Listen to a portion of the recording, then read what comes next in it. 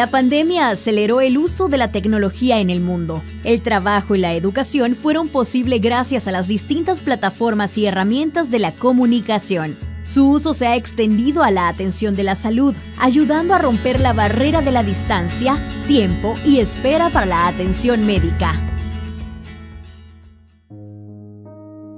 A Luis se le ha presentado una emergencia médica.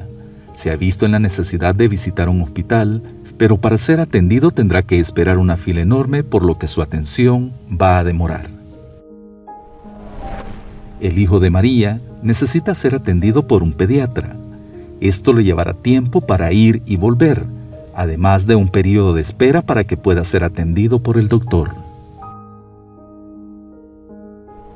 La prestación de servicios de salud en la actualidad representan un reto incesante en el mundo y El Salvador no es la excepción. Sin embargo, gracias a los avances tecnológicos en telecomunicaciones y procesos de imágenes, es ahora posible ofrecer varios servicios de salud a un mayor número de población a distancia. Esto se define como telemedicina.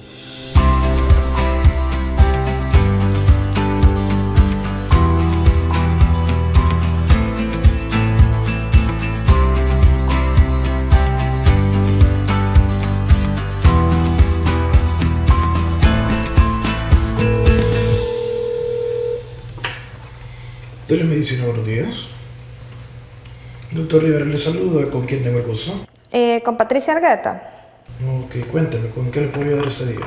Uno puede llamar al médico y lo importante es describir a lo más que se pueda los síntomas que está presentando en ese momento, ¿verdad? Y con sinceridad qué es lo que a uno le está pasando. Y recibe el diagnóstico. Yo la semana pasada consulté en telemedicina porque de repente se me empezó a dormir esta parte de acá. Y después que me hormigueaba el labio, esta parte de acá. Y era de estrés, o sea, un estrés bastante fuerte. Entonces, con lo que me recetaron con telemedicina, yo regresé a la normalidad al siguiente o a los 2 días más o menos. Y ya hay medios electrónicos, app y todo para que usted mande a traer la medicina y usted tratarse en ese momento, pues a tiempo, ¿verdad? No esperar a que eso evolucione, a que usted termine internado. Después de la primera oleada de la pandemia de COVID-19 en el mundo, en febrero de 2020, los sistemas de salud, para evitar que pacientes con otras enfermedades se contagiaran de COVID, empezaron a implementar la consulta a distancia. Surge la recomendación de emplear la atención a través de lo que se ha llamado telemedicina, que tiene diferentes modalidades. Hoy día existen incluso software especializados que se han creado para este tipo de situaciones, en donde uno, a través de una aplicación, que hay varias, ve al paciente a distancia a través de un monitor. Ok, Jenny, buenas tardes, mucho gusto. El doctor Rivera te la saluda. Cuéntame en qué le puedo ayudar. Buenas tardes, doctor. Fíjese que yo quería consultar porque yo soy hipertensa y tomo dos medicamentos. Tomo hidroclorotiazida y enalapril. Me han hecho un chequeo de otros exámenes y todos están bien. Únicamente el de ácido úrico salió alto. El internista presume que es la hidroclorotiazida, porque es un medicamento que yo tengo prácticamente 10 años de estar tomando. Correcto. Pero me dio un medicamento para bajar el ácido úrico y sus efectos secundarios han sido tan fuertes que he tenido mucho dolor en las articulaciones. Entonces no sé qué procede. Vamos a cambiar la prescripción. Voy a dejar otro medicamento. El medicamento nuevo que yo voy a usar se llama Adenuric. Vamos a tomarlo una vez al día, todas las noches. Y nos vamos a tomar un nuevo nivel de ácido úrico en un mes, para ver qué tanto ha bajado el rango. Ok, muchas gracias. En caso haya algún efecto secundario con este segundo medicamento, doctor, ¿qué tendría que hacer? ¿Volver a llamar? Usted se comunica conmigo, demos por lo menos unos 3-4 días para que el medicamento comience a hacer efecto. Cualquier efecto secundario se comunica conmigo nuevamente. La primera idea de la telemedicina apareció en abril de 1924 en la revista Radio News. En su portada, muestra una máquina con revisión y micrófono que permitía a un paciente comunicarse con su médico.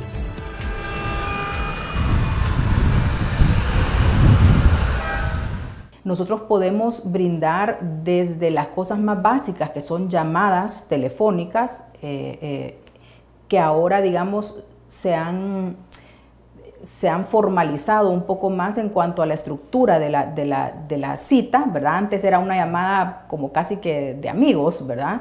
Ahora pues tiene una estructura mucho mejor delimitada, ¿verdad? Una videollamada es otra. Las videollamadas son especialmente útiles cuando para el proveedor de salud es necesario ver, ¿verdad? Lesiones, por ejemplo, lesiones de la piel o de otra índole, ¿verdad? Y digamos, a mí me gusta mucho más porque nos permite formar una relación, digamos, por lo menos visual con el paciente o con el familiar del paciente. Nosotros, como le digo, empezamos en el 2018 con la modalidad de telemedicina por teléfono, ¿verdad? Partimos el 20 de abril del 2019. Las autoridades ya tenían un proyecto sobre telemedicina y teleconsultas, pero fue la pandemia la que aceleró la situación, ¿verdad? Y desde entonces estamos trabajando aquí para todo El Salvador a nivel nacional. Atendemos usuarios y no usuarios. ¿Padece usted de diabetes o hipertensión? ¿Usted no padece de ninguna alergia o alergia a algún medicamento? De hecho, el caso de esta paciente que pudimos grabar hace un momento, ella se encontraba en San Francisco Gotera, pero ella no es de acá de El Salvador, sino que se encontraba acá en un periodo vacacional, pero es una persona cotizante y estaba consultando por una situación odontológica. Nosotros estamos a una simple llamada. En 30 segundos un médico le puede atender a través de cualquier teléfono, ya sea teléfono inteligente o de los teléfonos más sencillos, o a una videollamada, ¿verdad? Que se les agenda no más allá de 72 horas. Hay gente que nos ha llamado de Londres, gente que nos han llamado de Sudamérica, de los Estados Unidos, e incluso de todo el territorio nacional, ¿verdad? Entonces la accesibilidad es bien importante. Y la otra es la calidad, porque el médico acá tiene suficiente tiempo para poder escuchar al paciente, ¿verdad? Para poder analizar lo que el paciente necesita y poderlo enviar y dirigirlo a donde se le va a solucionar su problema de salud. Además, utilizamos otro tipo de herramientas para poder tener evidencia científica y respaldar nuestros diagnósticos. Por ejemplo, tenemos chat institucional a través de WhatsApp.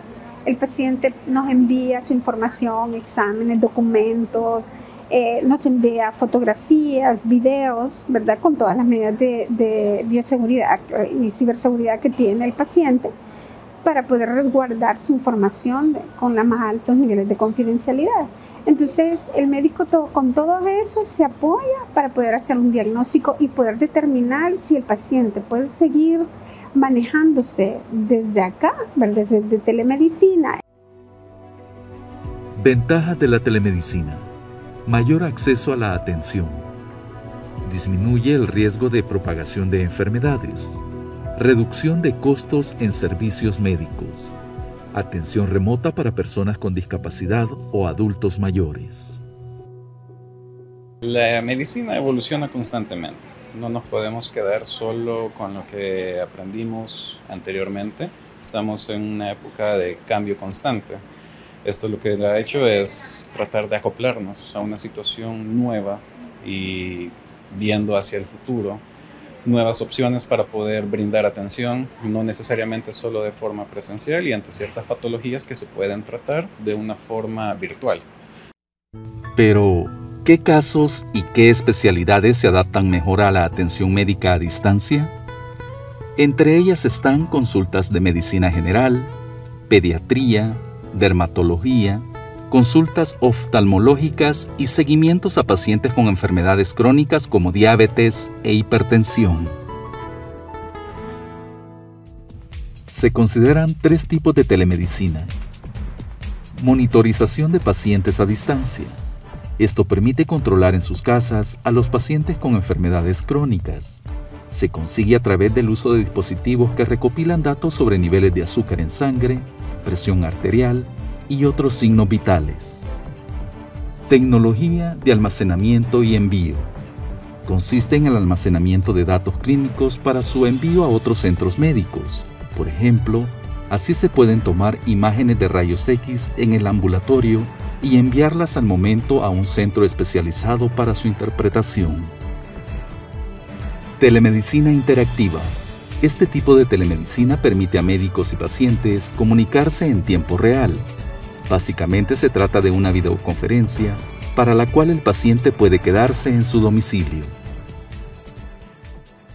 Estamos 24/7, ¿verdad? 365 días del año, aquí nos cerramos, hay médicos de turno.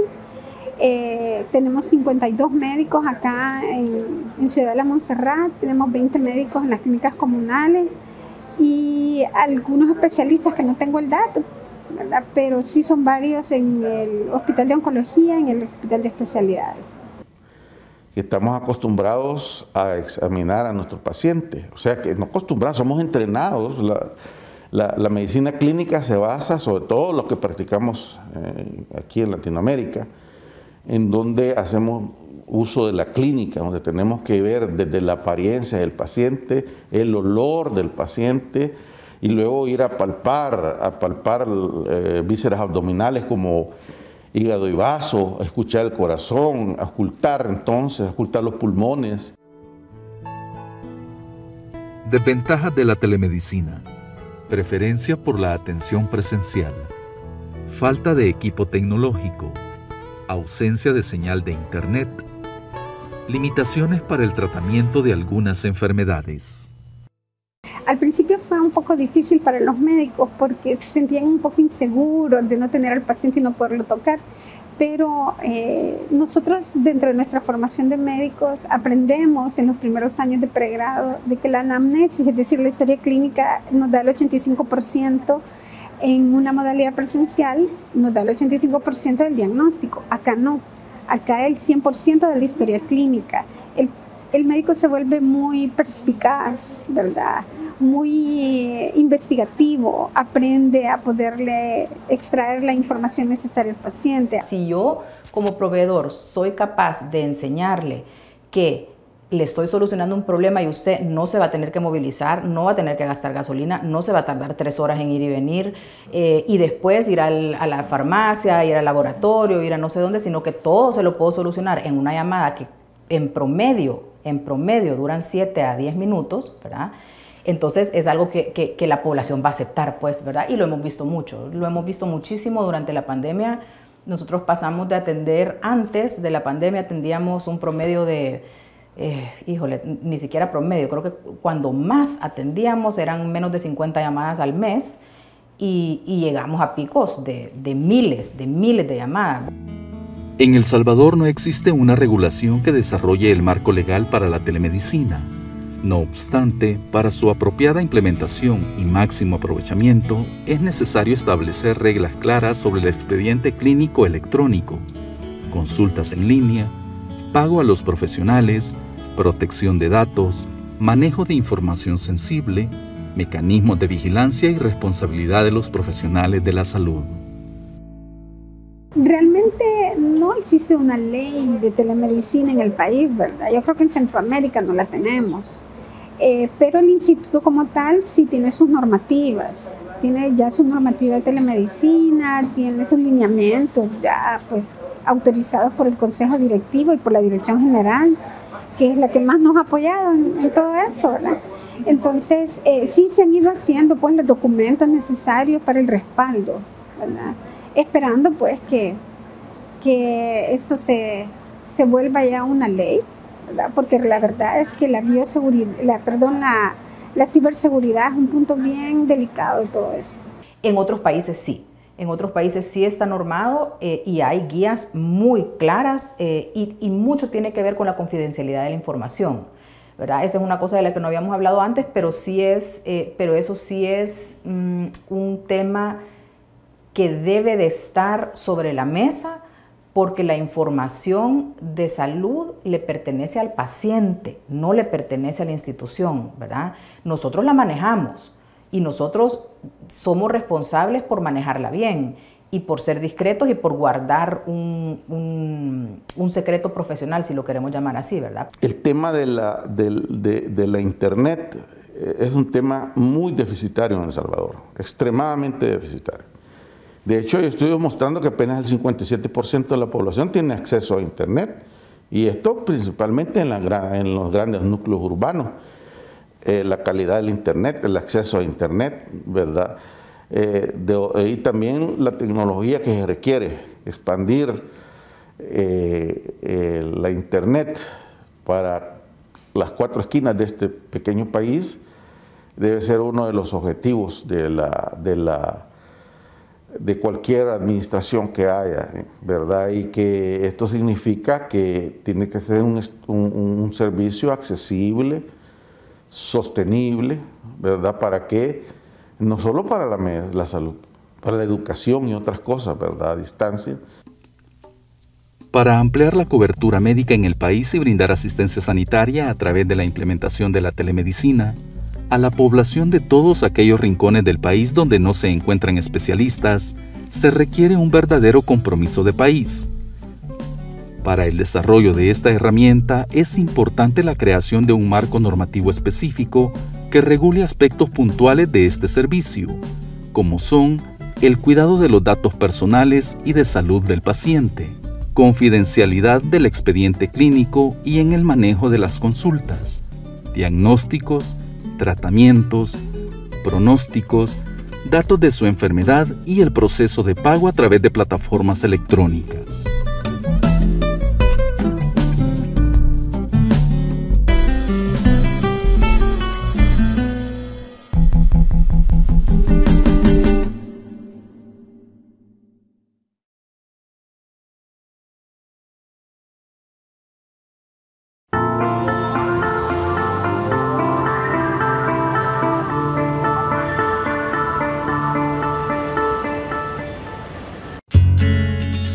A continuación, el editorial.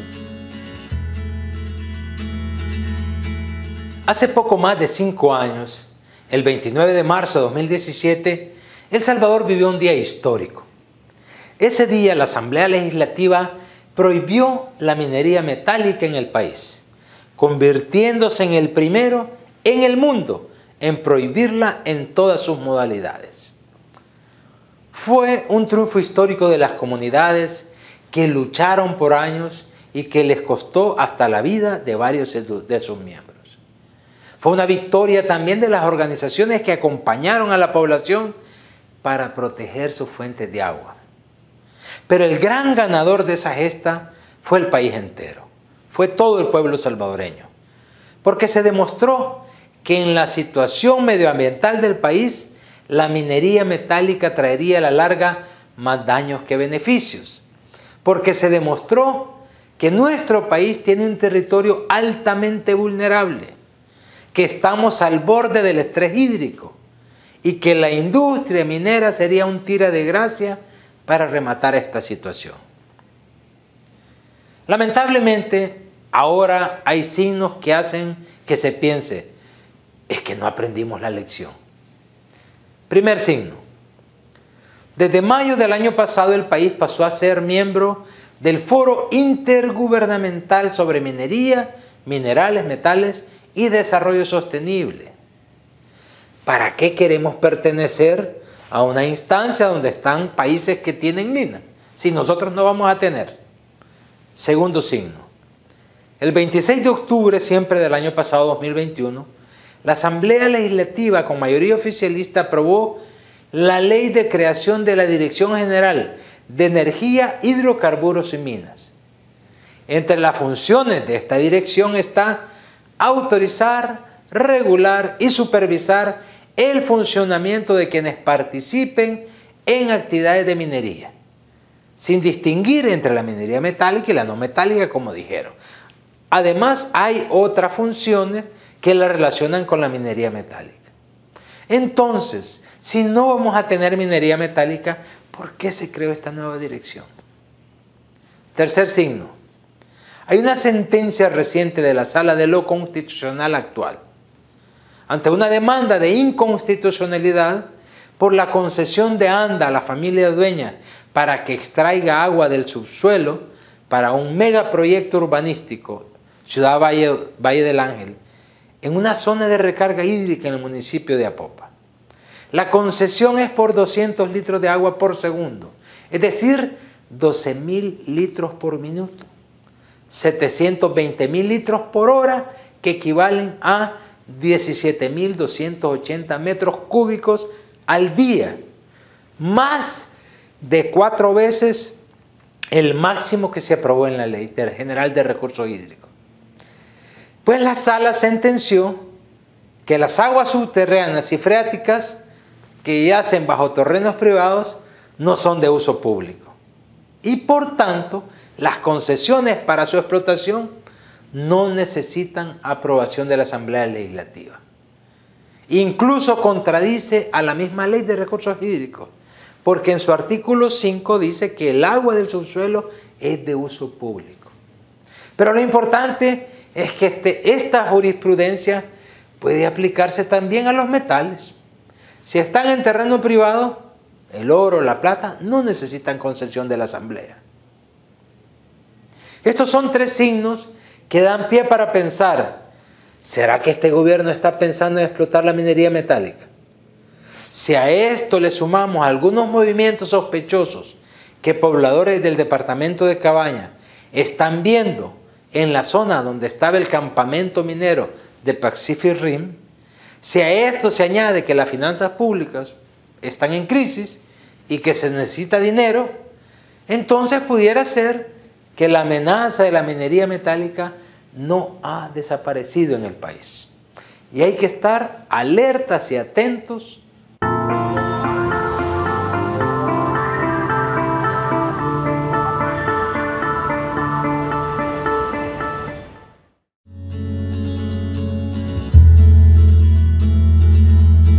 La sección de la entrevista en el siguiente segmento de Miradas.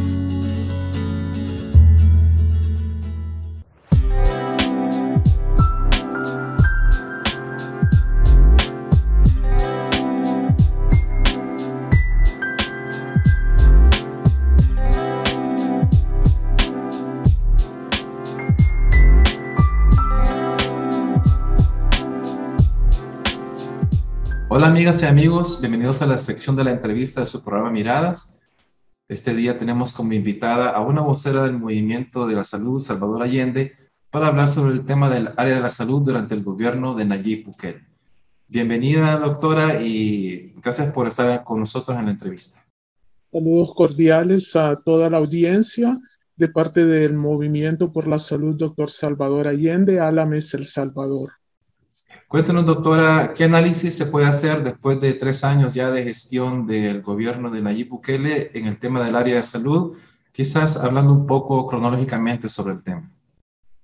Primero, sería importante recordar cuáles son los acontecimientos alrededor de la pandemia. Y es muy importante destacar que durante los inicios de la pandemia, se suscitaron una serie de hechos que más iban con la falta de planificación, ¿verdad? Recordemos el tiempo de cuarentena al que estuvo obligado mucha gente a estar cuando realmente no había datos científicos que apoyaran que las personas tenían que estar en cuarentena. Luego, el kit de medicamentos que en su momento nosotros lo denunciamos a través de nuestras redes, que también que se sigue dando y que son medicamentos que realmente no funcionaban como tratamiento y no funcionan como tratamiento para el COVID-19. También la incorporación del último medicamento, que era un antiviral, que en ningún momento se le dijo a la población cuáles eran los efectos adversos que este medicamento tiene y cuáles son las posibles consecuencias que pueden tener principalmente en un paciente joven. Más o menos por ahí va. Y luego venimos, cuando ya salimos, seguimos viendo, ¿verdad? Alrededor de esto, la construcción de un hospital que no reunía aún no reúne las condiciones adecuadas para la atención de los pacientes. Vimos mucha mortalidad en ese hospital Lastimosamente no tenemos estadísticas reales que nos apoyen para decir, porque todos esos datos en manos de los directores pues no han sido compartidos a la población y tampoco han sido compartidos al personal de salud para decir cuáles son los datos reales, ¿verdad? Porque esos están censurados, digamos. Entonces, eso es más o menos lo que ha ido aconteciendo alrededor de la pandemia. Actualmente seguimos viendo que las políticas que está tomando el Ministerio de Salud van girando siempre alrededor del marketing político, ¿verdad? No encaminadas directamente a lo que sería el beneficio para la población en la cuestión de salud.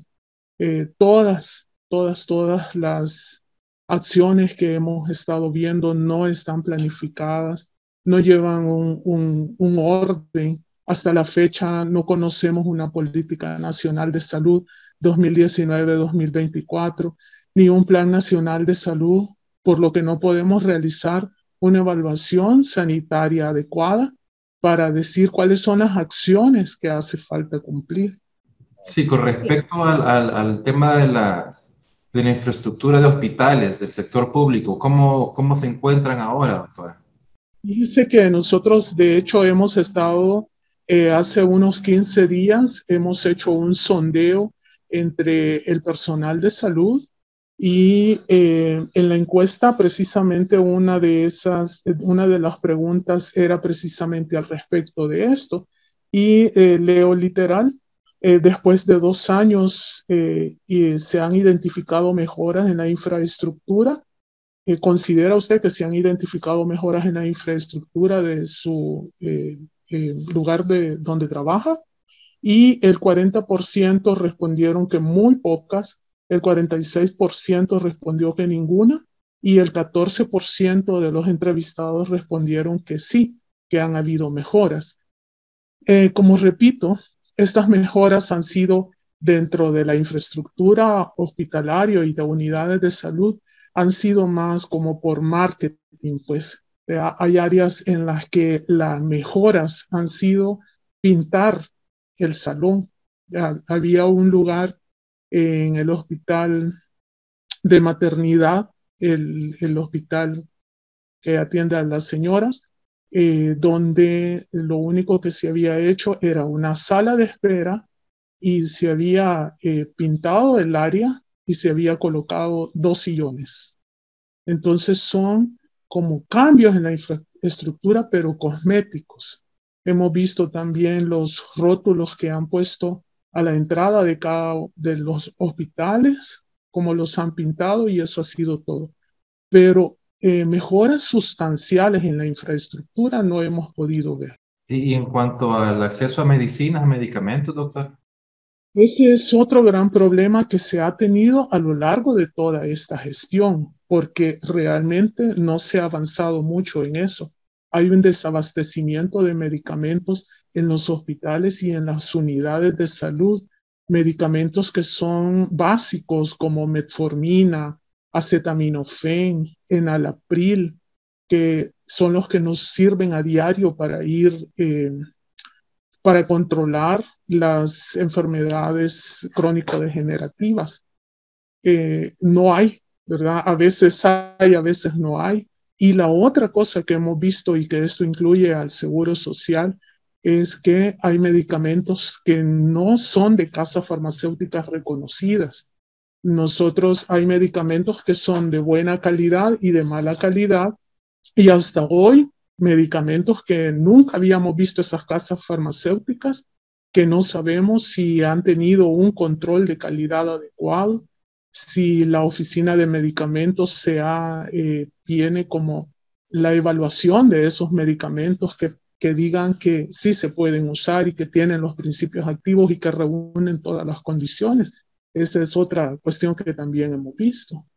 Sí, supongo que eso también implica un gran problema a la hora de ejercer ustedes como médicos a los pacientes. ¿Cómo logran solventar estas situaciones cuando carecen de un medicamento que tienen que darle a un paciente porque no hay opción más que darle el medicamento?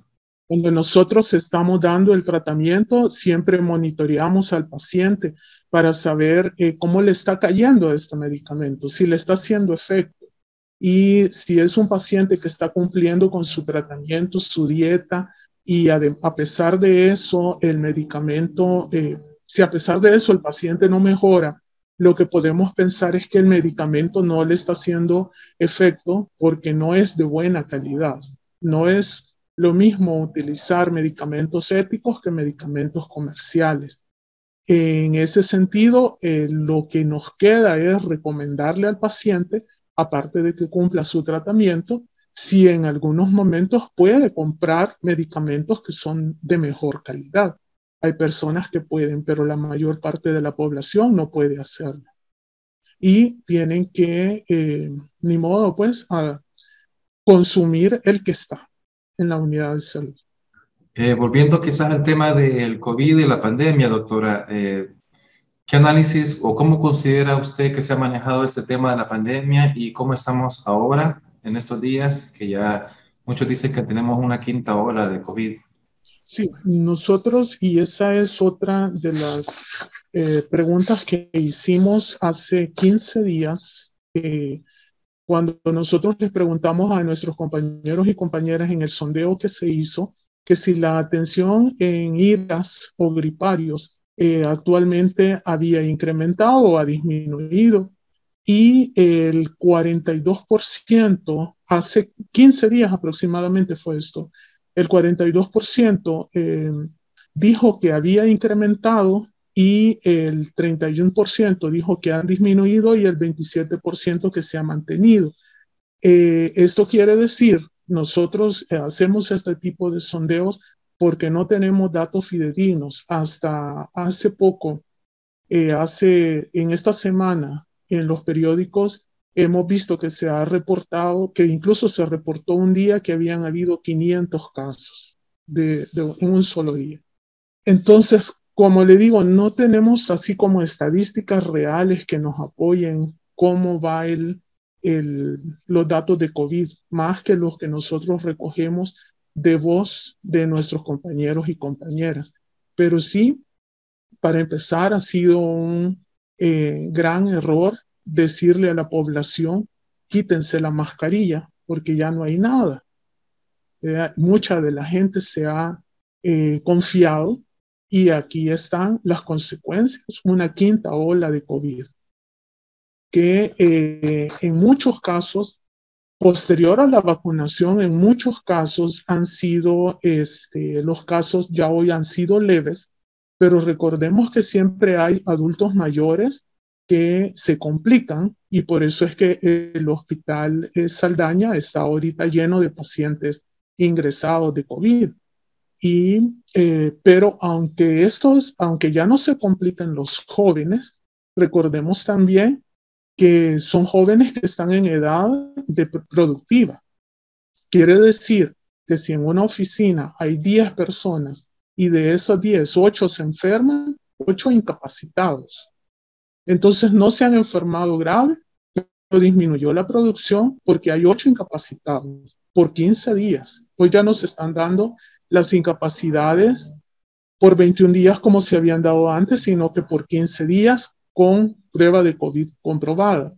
Pero hay muchas personas que no están haciéndose pruebas de COVID y se están diagnosticando como rinofaringitis aguda y están pasando como gripes. Y ahí es donde ha incrementado el contagio, aparte de que no están usando la mascarilla, aparte de todo ese montón de concentraciones que han habido en los estadios por conciertos o por partidos. Como Movimiento Salvador Allende, ¿qué recomendación o qué conclusión podría darnos usted luego de 3 años y qué se podría esperar para los próximos 2 años que quedan del periodo actual? Pues nosotros invitamos a la población a que sigan cumpliendo las medidas de bioseguridad, que no se confíen, que sigan usando mascarilla, por lo menos en los lugares donde hay alta concentración, que son los centros comerciales, el transporte público, que sigan usando el alcohol gel si no tienen acceso al lavado de manos con agua y con jabón. Y además invitamos también a la población a que lea, a que sea crítica, que se informe, y que se informe de medios que realmente tratan de decir la verdad, pues, porque si nosotros nos dejamos llevar por el marketing del gobierno, o sea, al final terminamos creyendo que vivimos en el país de las maravillas cuando realmente no es así, ¿verdad? Estamos viendo que no estamos bien en el área de salud y el Ministerio de Salud nos sigue vendiendo la idea de que todo está bien, que todo ha mejorado. Increíble, por cierto, como punto final, increíble que el hospital Chivo Pets esté mejor equipado que el hospital Bloom, que el hospital Bloom no tiene un aparato de para tomografías de cerebro y el Chivo Pets sí lo tiene. Entonces, esas son las cuestiones que la gente debe de informarse para aprender a tener un pensamiento crítico. Y agradecemos su programa y la oportunidad que nos da de expresarnos como Movimiento por la Salud Dr. Salvador Allende Alames El Salvador. Estamos vigilantes de este proceso y esperamos que se vaya mejorando esta situación en los próximos 2 años, por lo menos, que nos presentaran una política nacional de salud o un plan nacional de salud para que nosotros supiéramos hacia qué rumbo vamos. Ok, muchas gracias, doctora, y muchas gracias a ustedes, amigas y amigos, por estar en sintonía de la entrevista. Muchas gracias y hasta la próxima.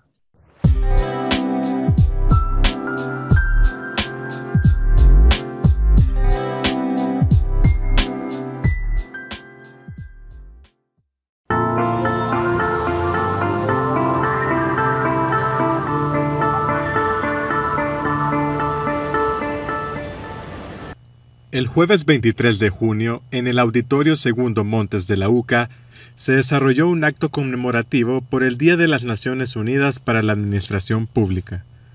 El evento fue organizado por la Maestría en Administración Pública de la UCA junto al equipo impulsor de la reforma de la función pública, con el objetivo de dar realce a la contribución del servicio público al desarrollo sostenible. La representante del Programa de Naciones Unidas para el Desarrollo, Crisia Braid Jiménez, habló sobre la importancia de la función pública para el desarrollo sostenible de las naciones, luego de la pandemia por COVID-19. Este año, esta conmemoración está centrada en un tema clave para la humanidad: reconstruir mejor a partir del COVID-19, fomentar alianzas innovadoras para alcanzar los objetivos de desarrollo sostenible. Este enfoque enfatiza el rol de las instituciones y de los servidores y las servidoras públicas en la reconstrucción y la recuperación y la importancia del trabajo conjunto de todos los sectores, y digo todos subrayándolo, para el logro de los objetivos de desarrollo sostenible de aquí al 2030. El rector de la UCA, padre Andreu Oliva, comentó sobre la necesidad en el país de una administración pública que busque priorizar los intereses de la población antes que los intereses políticos o personales. La profesionalización del funcionario público y la implementación de la carrera administrativa son una asignatura pendiente en nuestro país que no logra superar todavía el predominio del clientelismo político y la politización de la función pública. La falta de profesionalización se acompaña de serios retrocesos en materia de transparencia y rendición de cuentas, y los espacios de participación ciudadana en la gestión pública son prácticamente inexistentes, lo que pone en entredicho el compromiso del Estado salvadoreño con los principios del gobierno abierto. Por su parte, Adela Lemus, representante del equipo impulsor de la reforma a la función pública, habló sobre la necesidad de actualizar y reformar las leyes del servicio público en El Salvador. Es necesario mencionar que en nuestro país aún no contamos con una carrera de administración pública, que los cuerpos normativos que regulan este sector se encuentran dispersos y algunos no responden a las necesidades actuales de la administración pública. Entre ellos tenemos el caso de la Ley del Servicio Civil, la cual se encuentra vigente desde el año 1961. También es necesario que a estos cuerpos legales no solo estén acorde a nuestra Constitución, sino que también a los retos actuales de la administración pública.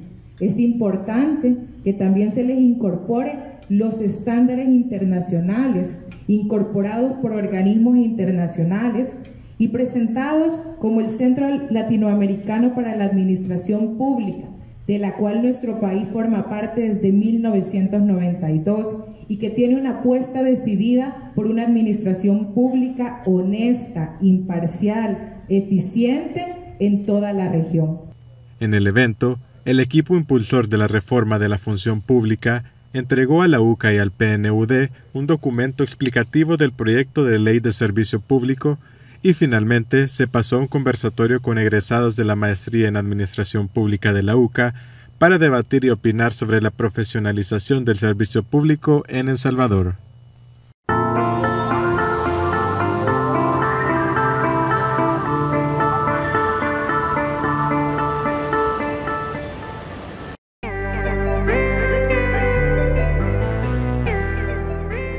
Aquí hay jóvenes, hay personas mayores, así como yo, que hoy en día nos cuesta conseguir un trabajo por la edad.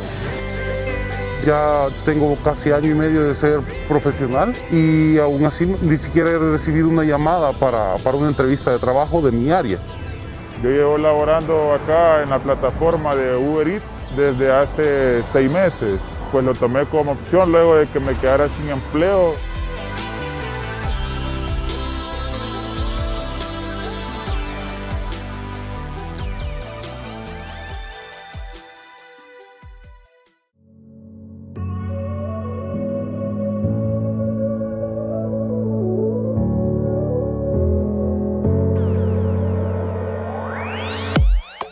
El empleo por plataformas digitales es una nueva tendencia laboral que se ha propagado por todo el mundo. La pandemia de COVID-19 aceleró la revolución digital y disparó muchas de las transformaciones que se estaban experimentando en el campo laboral. Al mercado laboral de El Salvador, en los últimos años, se ha sumado el trabajador de plataformas digitales de reparto y de transporte privado. Las plataformas digitales de reparto y las de transporte privado operan mediante aplicaciones móviles con las que el usuario hace su pedido. Luego las aplicaciones se encargan de distribuir los pedidos entre sus repartidores. Según el primer monitoreo de plataformas digitales realizado por la Intendencia Económica de la Superintendencia de Competencia de El Salvador, en el país operan 65 agentes económicos de plataformas digitales, de las cuales 11 se dedican a la entrega de comida a domicilio y 2 al transporte particular de personas. Estas aplicaciones tienen mayor presencia en el área metropolitana de San Salvador y en las cabeceras de los departamentos de Santa Ana, San Miguel, Usulután y La Unión. Además, el estudio asegura que entre los años 2019 y 2020 hubo un auge en la creación de aplicaciones móviles y demanda de pedidos, esto como resultado del confinamiento por la pandemia del COVID-19. El aumento de pedidos permitió un volumen económico de $25 millones entre las distintas aplicaciones, esto gracias a órdenes de comida que solicitaron a los 897 restaurantes afiliados. A los trabajadores de plataformas digitales se les considera como trabajadores esenciales, por su labor de acercar distintos bienes a los diferentes consumidores. Sin embargo, se da la paradoja que su trabajo lo realizan sin prestaciones y sin derechos laborales.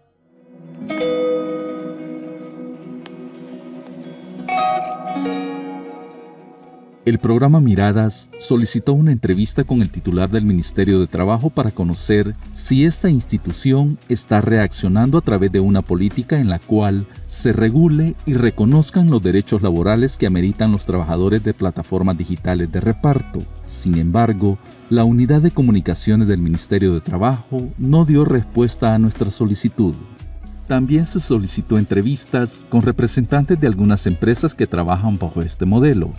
pero tampoco obtuvimos respuesta.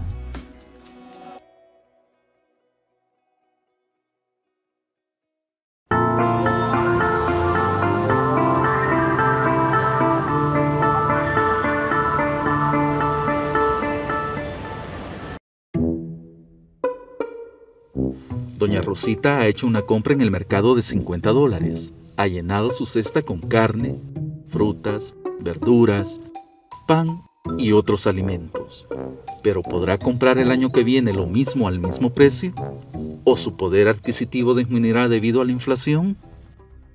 La inflación se refiere al aumento generalizado y prolongado de los precios de distintos productos y servicios que más se consumen en los hogares. Por ejemplo, los productos de la canasta alimentaria.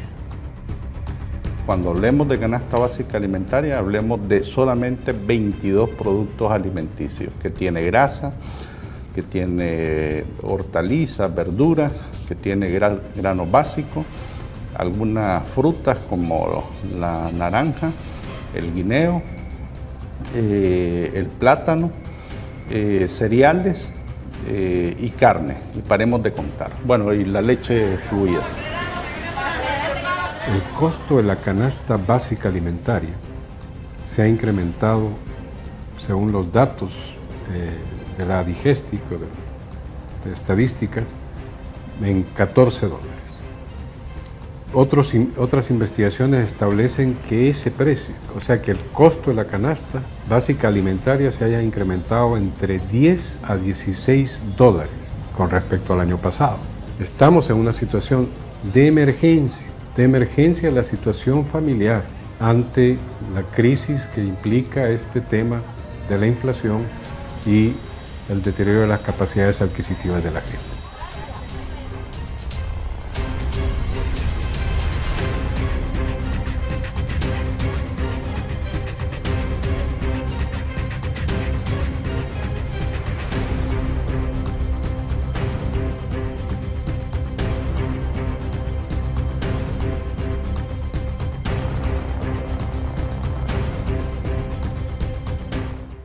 En El Salvador, en febrero de 2022, el costo de la vida subió 6.7% y es el más alto en los últimos 10 años, según datos del Banco Central de Reserva.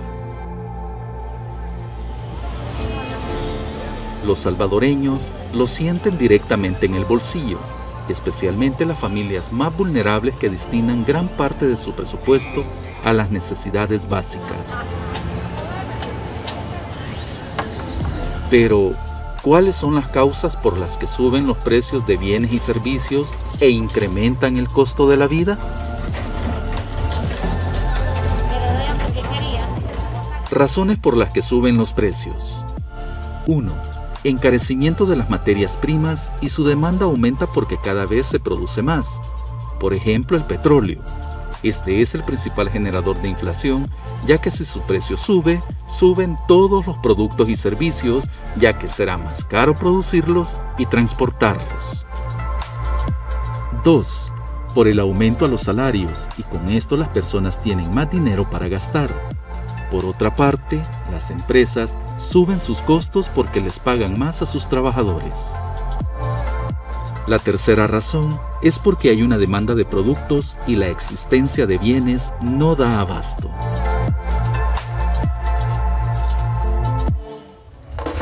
Según la Fundación Salvadoreña para el Desarrollo Económico y Social, FUSADES, la inflación elevada golpea el poder de compra de la población y aumenta la pobreza, lo cual solo se puede contrarrestar si los empleos e ingresos de las personas aumentan. Sin embargo, según un sondeo de percepción de los consumidores realizado en enero por FUSADES, un 78.7% de los encuestados consideró que conseguir un empleo es difícil, lo que implica que 2022 será un año difícil para la población.